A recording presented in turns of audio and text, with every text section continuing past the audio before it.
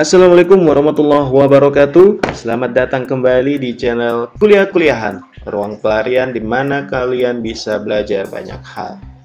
Kembali lagi di segmen Kepap 2021, yaitu kode etik profesi akuntan publik, dan video ini adalah video penjelasan ke-8 dan segmen terakhir dari kode etik profesi akuntan publik. Nanti kita akan lanjutkan ke segmen-segmen yang baru.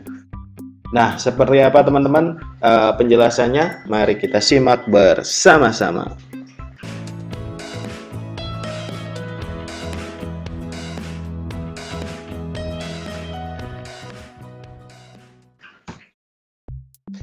Di seksi 900 ini kita akan bicara tentang independensi dalam perikatan asuransi selain dari perikatan audit dan perikatan review. Artinya ini jasa non asuren yang diperbolehkan oleh undang-undang dan asosiasi untuk kita berikan.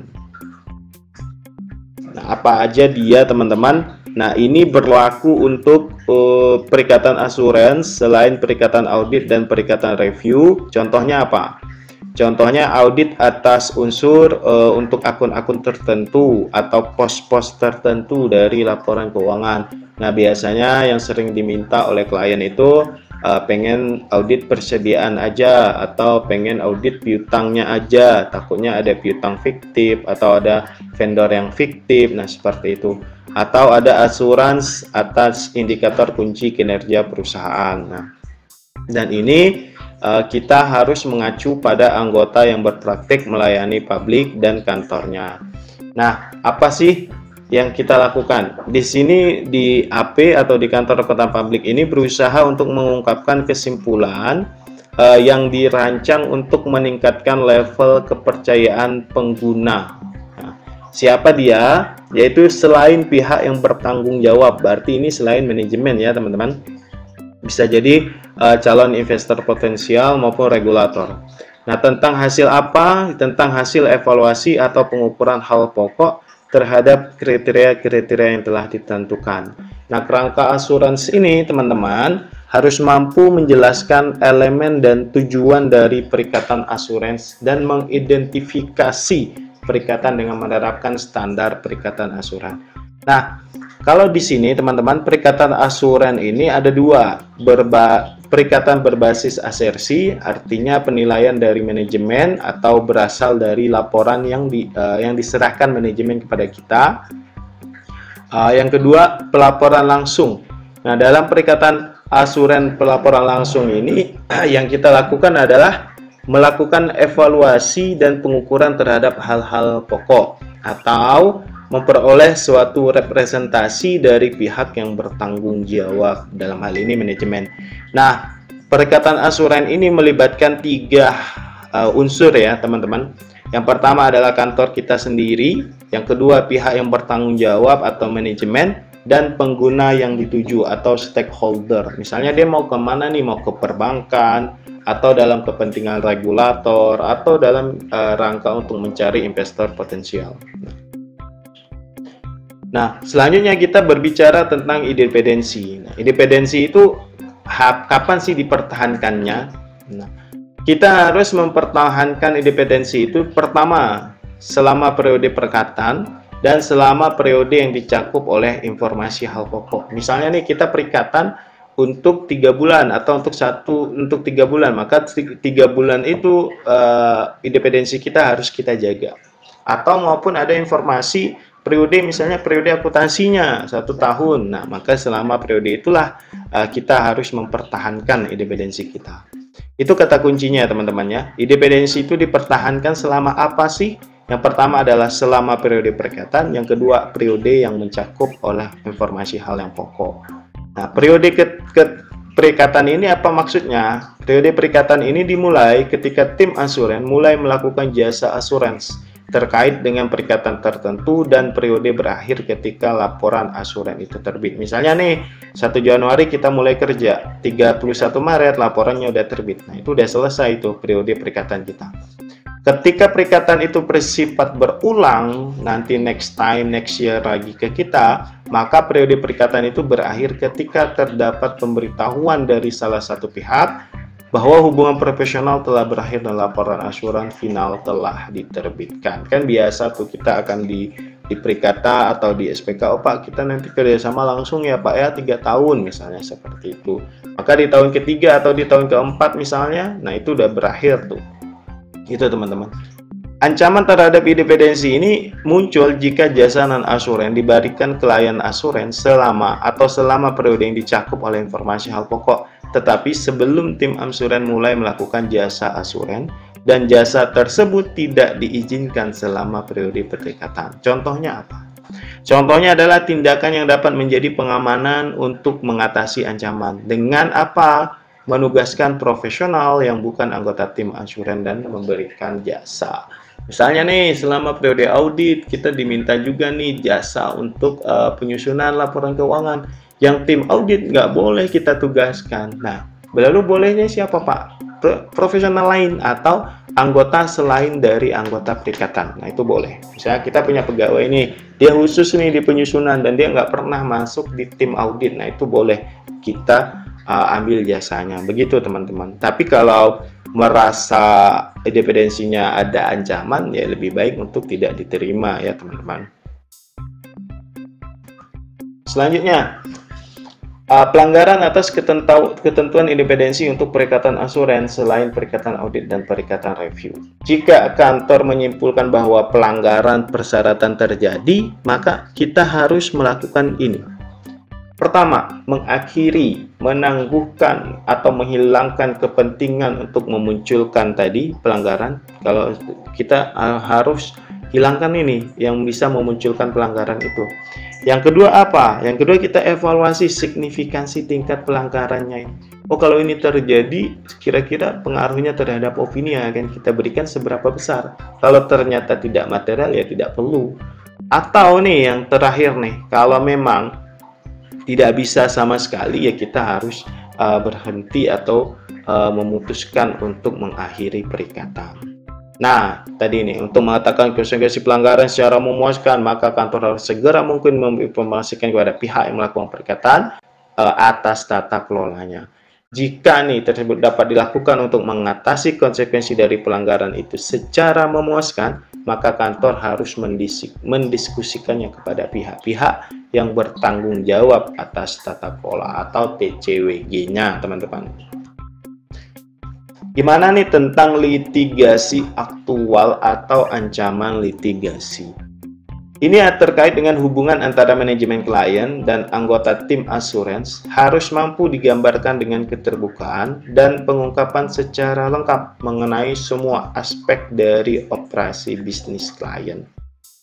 Terkait dengan faktor yang relevan terhadap level ancaman itu apa saja? Misalnya materialitas dan litigasi. Atau apakah litigasi itu berkaitan dengan perikatan asuransi sebelumnya. Nah, di litigasi ini teman-teman melibatkan anggota tim asuransi. Contohnya apa?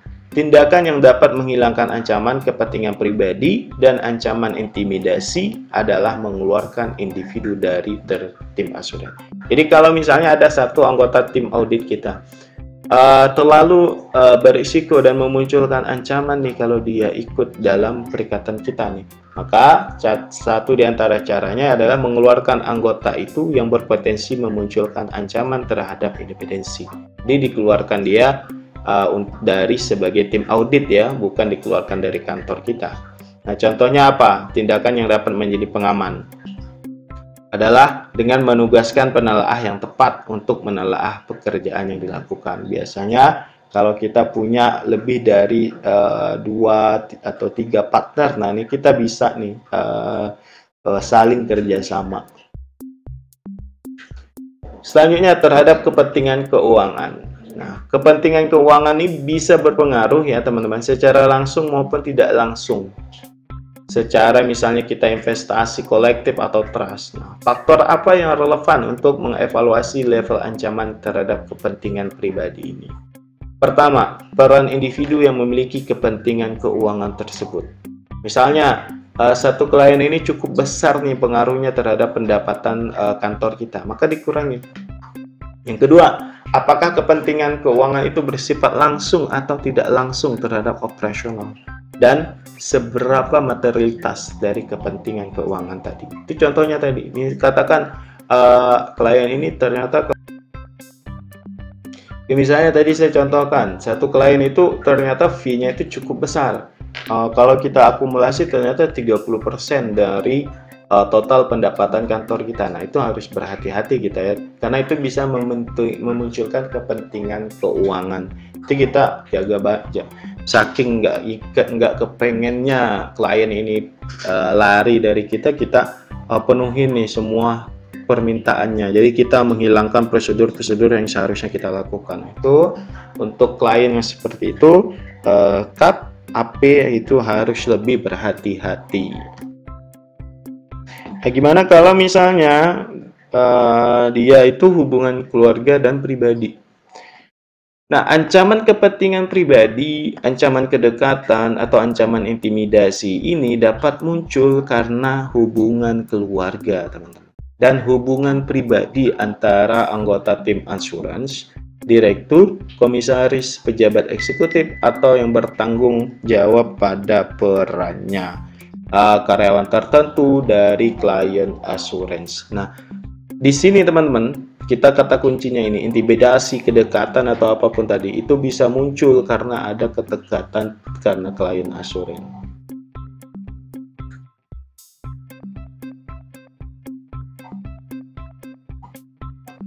Faktor yang relevan dalam mengevaluasi level ancaman itu meliputi tanggung jawab individu dalam tim asuransi, peran anggota keluarga atau individu lain dalam klien, dan kedekatan dengan hubungannya. Jadi di sini teman-teman, keluarga inti dan anggota tim asuransi ini muncul ketika kapan? Ketika misalnya keluarga inti dari anggota tim asuransi itu adalah karyawan yang memiliki posisi untuk memberikan pengaruh yang signifikan. Tapi kalau misalnya karyawannya dalam levelnya rendah, ya itu nggak berpengaruh juga ya teman-teman. Misalnya dia ini para manajer keuangan atau direktur keuangan, itu kan cukup berpengaruh. Kedua, faktor yang relevan dalam mengevaluasi level ancaman meliputi posisi yang dipegang anggota keluarga inti dan anggota tim asuransi. Misalnya anggota keluarga itu di tim auditnya itu senior auditor atau managing partner, wah itu tinggi banget tuh. Nah, kalau misalnya hanya dia nggak masuk tim audit tapi hanya bantu-bantu dalam mengumpulkan data, ya why not? Kenapa enggak untuk dilanjutkan? Karena pengaruhnya tidak terlalu relevan atau tingkat materialitas dan signifikansinya terhadap perikatan audit cukup kecil. Yang ketiga apa? Yang ketiga adalah tindakan yang dapat menghilangkan ancaman adalah dengan mengeluarkan individu tersebut dari tim asuransi. Oh, kalau misalnya tadi udah kita cek-cek, nggak bisa selamat ini, ya udah keluarin aja dia dari tim perikatannya, teman-teman. Atau yang keempat, tindakan pengamanannya adalah dengan mengatur tanggung jawab dari tim asuransi sehingga anggota tim asuransi tidak berurusan dengan permasalahan yang menjadi tanggung jawab anggota keluarga inti. Kalau saya teman-teman pada level yang tidak bisa diterima, ya dikeluarin aja ya dia dari tim perikatan. Nah, apa sih hubungan keluarga dan hubungan pribadi ini? Keluarga dekat anggota tim asuransi. Yang pertama, ancaman kepentingan pribadi atau ancaman kedekatan atau ancaman intimidasi itu muncul kalau kita tuh deket nih dengan keluarganya. Kemudian, apa sih, sedekat apa levelnya misalnya? Ada dia di level direktur, komisaris, atau pejabat klien asuransi, atau karyawan, kalaupun dia nggak direktur, dia bukan komisaris, dia karyawan dalam posisi yang memberikan pengaruh signifikan atas informasi yang pokok, misalnya manajer keuangan. Kan dia tahu semua tuh seluk-beluk keuangan. Nah, dia masuk dalam kategori yang bisa memunculkan kepentingan pribadi, ancaman kedekatan, dan intimidasi. Yang kedua, faktor relevan dalam mengevaluasi level ancaman termasuk adalah sifat hubungan antara anggota keluarga tim asuransi, antar anggota keluarga dekat dengan posisi yang dipegang oleh anggota keluarga dekat dan peran anggota tim asuransi. Dan yang ketiga, tindakan yang dapat menghilangkan ancaman adalah dengan mengeluarkan individu tersebut dari tim asuransi. Ini saya setuju dengan ini teman-teman. Jadi kalau tadi level signifikansinya nggak bisa kita terima, ya udah keluarin dia dari tim asuransi. Bukan dari kantor kita ya teman-teman, tapi dari tim asuransi itu. Jadi tugaskan aja dia di asuransi yang lain atau di perikatan yang lain gitu teman-teman. Tindakan yang dapat menjadi pengaman diantaranya adalah mengacu dari tanggung jawab dari tim asuransi, sehingga tim asuransi tidak berurusan dengan permasalahan yang berada dalam tanggung jawab keluarga dekat tersebut. Baik teman-teman, demikian penjelasan saya kali ini di segmen kode etik profesi akuntan publik di penjelasan yang ke-8 dan segmen terakhir ini. Mudah-mudahan kita bisa bertemu lagi di video-video saya selanjutnya. Terima kasih atas atensi teman-teman. Sampai bertemu lagi. Saya ucapkan terima kasih banyak.